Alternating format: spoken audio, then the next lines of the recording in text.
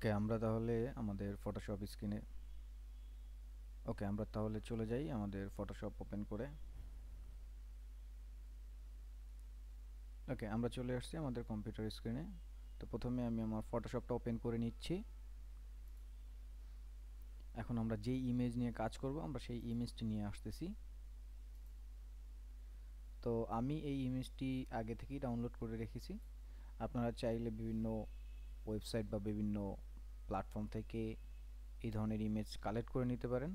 তবে সবচেয়ে better quality এবং ভালো মানের ছবি পেতে হলে আপনাকে পিক্সেলস ফটোস অথবা পিক্সাবে এই ধরনের ওয়েবসাইটগুলোতে ভালো ধরনের ফটো আপনারা পাবেন। তো প্রথমে হচ্ছে এই ছবিটাকে আমরা কিছুটা এডিট করে নিব। প্রথম প্রসেসটি হচ্ছে আমরা এটাকে একটা কপি করে নিব। সো ডুপ্লিকেট করে নিচ্ছি এটাকে। সো ডুপ্লিকেট করে নিলাম অ্যান্ড দেন এটাকে আমরা ব্ল্যাক অ্যান্ড হোয়াইট করে নিব। সো এখান থেকে ক্লিক করে আমরা এটাকে ব্ল্যাক অ্যান্ড হোয়াইট করে নিব। তো সেটা হিউ অ্যান্ড স্যাচুরেশনের মাধ্যমে নিচ্ছি আমি। পরবর্তীতে চাইলে আমরা এটার কালার পরিবর্তন করতে পারবো। তো হিউ অ্যান্ড স্যাচুরেশনটা আমরা যদি -100 করে দিই তাহলে এটা ব্ল্যাক অ্যান্ড হোয়াইট হয়ে গেল।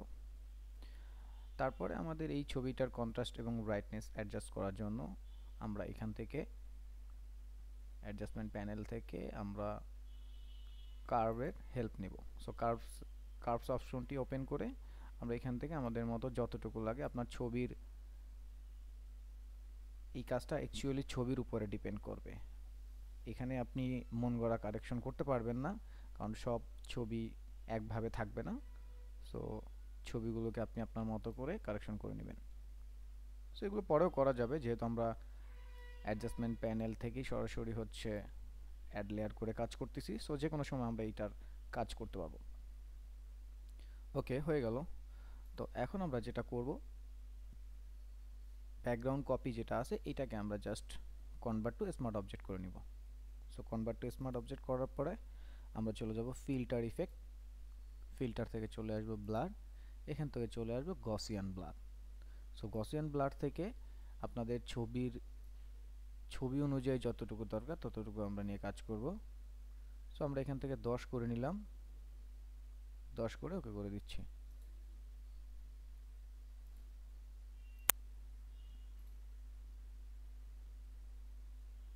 তো গসিয়ান ব্লার দেওয়ার পরে আমরা যেটা করব, আমরা ফাইল থেকে সেই ব্যাজে গিয়ে সেই ধরনের কম্পিউটার, সো আমরা এটাকে একটা সেভ করে ফেলবো, কপি করে সেভ করে ফেলতেছি। সো আমি এখানে লিখে রাখতেছি ডিসপ্লেসমেন্ট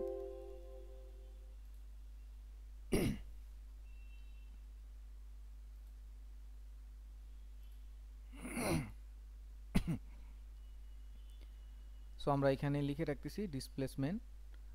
সো ডিসপ্লেসমেন্ট ম্যাপ সংক্ষেপে আমি লিখে রাখলাম। ডেস্কটপে সেভ দিয়ে দিচ্ছি, সেভ অ্যাজ কপি দিয়ে সেভ করে দিলাম, ডান। তো এবার আমাদের যেটা করতে হবে, আমাদের গসিয়ান ব্লারের এই স্মার্ট অবজেক্টের চোখটাকে অফ করে দিতে হবে। সো অফ করে দিলাম। এখন আমরা লিখব। সো আমাদের যে টেক্সটটা এটার উপরে যে ইফেক্টটা দিব, সো সেটা আমরা এখন লিখব। তো টেক্সট টুলে যাচ্ছি, টেক্সট টুলে বা টাইপ টুলে গিয়ে আমরা একদম পুরো বডিটা কভার করে দিব। একদম উপর থেকে আপনি টেনে কভার করে দিবেন, মানে যতটুকু আপনার আসলে দেওয়া দরকার। যেমন আমার উপর থেকে একদম ফুল ইমেজে টেক্সট দেওয়া দরকার আছে। সো আমি টেক্সট দিয়ে ফিল আপ করে দিলাম। তো আপনার পছন্দের টেক্সট থাকতে পারে, মানে লেখা থাকতে পারে, পেজের উপরে কোন ধরনের লেখা দিবেন সেই ক্ষেত্রে আপনি সুন্দর করে লিখে লিখে সেখানে প্লেস করে নেবেন। তো আমি আপাতত পছন্দের টেক্সট না নিয়ে আমি কিছু টেক্সট জেনারেটর থেকে কিছু টেক্সট নিয়ে আসতেছি। সেই জন্য আমরা হচ্ছে গুগলে যাচ্ছি, গুগল থেকে টেক্সট জেনারেটর লিখে যদি আমরা সার্চ দিই অনেকগুলো ওয়েবসাইট পাবেন। তো এখান থেকে আপনার যেটা দরকার সেখান থেকে টেক্সট জেনারেটর থেকে কিছু টেক্সট নিয়ে নিতে পারেন। তো এখানে অনেকগুলো ওয়েবসাইট আছে, এখান থেকে যেমন আপনার যা দরকার সেখান থেকে সেই টেক্সট আপনারা কালেক্ট করে নেবেন, ঠিক আছে। আচ্ছা আমরা একটা কাজ করি, আমরা এখান থেকে যা পেলাম সেটাকে আমরা কপি করে নিয়ে নিচ্ছি। আবার রিড মোডে যাই, সো অনেক টেক্সট পাবো, সো কপি করে নিচ্ছি এখান থেকে। তো এখানে এসে পেস্ট করে দিচ্ছি, control C copy, control V paste. তো এবার এই সবগুলোকে সিলেক্ট করলাম। তার আগে যেটা করবেন, এই যে গ্যাপগুলো যে আছে এই গ্যাপগুলোকে জাস্ট রিমুভ করে দেন। এখানে যে গ্যাপগুলো আছে গ্যাপগুলোকে রিমুভ করে দেন। যেমন এই যে গ্যাপগুলোকে আমরা রিমুভ করে দিচ্ছি। সো গ্যাপগুলোকে রিমুভ করার পরে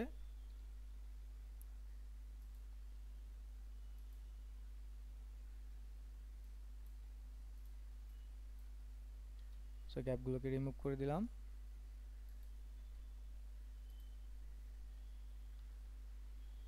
ওকে, তো সবগুলোকে সিলেক্ট করে নিলাম। সিলেক্ট করার পর আমরা চলে যাচ্ছি এখান থেকে ক্যারেক্টারে এসে আমরা আমাদের ফন্ট সাইজ, প্যারাগ্রাফ এগুলোকে ঠিক করে নিব। তো এখান থেকে আমরা হচ্ছে সেন্টার জাস্টিফাই করে নিলাম, জাস্টিফাই অল এটা করে নিলাম। আপনার পছন্দ মতো আপনারা জাস্টিফাই করে নিতে পারেন, বাট আমারটা জাস্টিফাই অল এটা দিয়েই পারফেক্ট হবে। তারপর এখান থেকে আপনারা চাইলে বড় করে নিতে পারেন। আমি এখান থেকে টেক্সটের লিডিং এর মান যেটা আছে সো সেটাকে কন্ট্রোল করে নিতে পারেন নিজেদের মতো। সো আমি এখান থেকে নিজেদের মতো কন্ট্রোল করে নিলাম। টেক্সটের সাইজ যেটা আছে সেটাই থাকুক। ওকে, এখন এটাকে কন্ট্রোল সি দিয়ে কপি করলাম, কন্ট্রোল ভি দিয়ে আমি পেস্ট করতেছি। সো পেস্ট হচ্ছে। ওকে, সো পেস্ট করে দিলাম। তো আমাদের এখানে বোধহয় একটু গ্যাপ রয়ে গেছে, আমরা এটাকে কমপ্লিট করে দিচ্ছি। এই গ্যাপগুলোকে, সেই গ্যাপগুলোকে কমপ্লিট করে দিচ্ছি আমরা।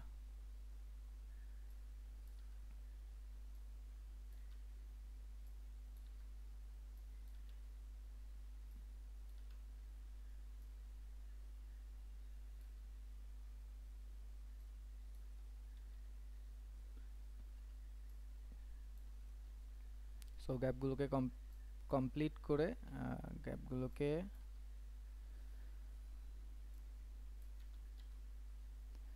তো গ্যাপগুলোকে আমরা হচ্ছে ফেলে দিলাম। তো গ্যাপগুলোকে আমরা রিমুভ করে দিলাম। জাস্ট এখন আমাদেরকে যেটা করতে হবে সেটা হচ্ছে এই টেক্সটের যে লেয়ারটা আছে এটাকে রাইট ক্লিক করে কনভার্ট টু স্মার্ট অবজেক্টে কনভার্ট করে নিতে হবে। তারপর আমরা এটাকে সিলেক্ট করে আমরা চলে যাব ফিল্টার থেকে চলে আসব ডিস্টর্ট থেকে আমরা ডিসপ্লেসমেন্টে যাব। সো ডিসপ্লেসমেন্টে এখানে গিয়ে আমাদের হরিজন্টাল স্কেল আর ভার্টিক্যাল স্কেল 10 আছে কিনা সেটা দেখবেন। স্ট্রেচ টু ফিট আর রিপিট এজ পিক্সেল এই দুইটাতে ক্লিক রাখা অবস্থায় ওকে করে দেবেন। সো এবার আমরা যেই ফাইলটাকে সেভ করলাম, ফটোশপের যেই ফাইলটাকে ডিসপ্লেসমেন্ট ম্যাপ নামে যেটা সেভ করলাম সেটাকে সিলেক্ট করে আমরা জাস্ট ওপেন করে দেব। সো ওপেন করে দিলে দেখেন এটার উপরে চলে আসলো। ওকে, তো এখন আমাদের যে কাজটা করতে হবে সেই কাজটা হচ্ছে আমাদের যে ছবিটা ছিল যেটা আমরা ব্যাকগ্রাউন্ড কপি সেইটাকে আমরা উপরে নিয়ে যাব। উপরে নিয়ে এখন এইটা আপনাদের পিসিতে হয়তো বা এইভাবে থাকতে পারে, কোনো সমস্যা নেই। আমার পিসিতে আসলে স্মার্ট অবজেক্টটা দেখাচ্ছিল বা স্মার্ট ফিল্টারটা দেখাচ্ছিল। তো এই দুইটা লেয়ারের মাঝখানে এসে আমরা যেটা করব, অল্টার ক্লিক করে কপি করে অল্টার ক্লিক করে ক্লিপ করে দেব, বা এটাকে রাইট বাটন ক্লিক করে আপনারা এখান থেকে ক্রিয়েট ক্লিপিং মাস্ক করে দিতে পারেন। সো ক্রিয়েট ক্লিপিং মাস্ক করে দিবেন। ঠিক আছে, সো এই যে দেখেন আমরা এখন যদি আমাদের ব্যাকগ্রাউন্ড যেটা মেইন আছে সেটা অফ করলে কিন্তু আমরা বুঝতে পারতেছি যে এখানে এটা ক্লিপ হয়ে গেছে পেজের মধ্যে। সো দেখতে পাচ্ছি না, তো যার কারণে আমরা যেটা করব এইখান থেকে অ্যাডজাস্টমেন্ট লেয়ার থেকে আমরা একটা সলিড কালার চুজ করব। সো ব্ল্যাক নেন, আপনার যে কালার দরকার সেই কালার নিয়ে নেবেন। সো ব্ল্যাকটাই প্রেফার করতেছি। সো ওকে করে দিচ্ছি, ডান। তো এখন দেখেন খুব সুন্দর একটা ইফেক্ট কিন্তু হয়ে গেছে।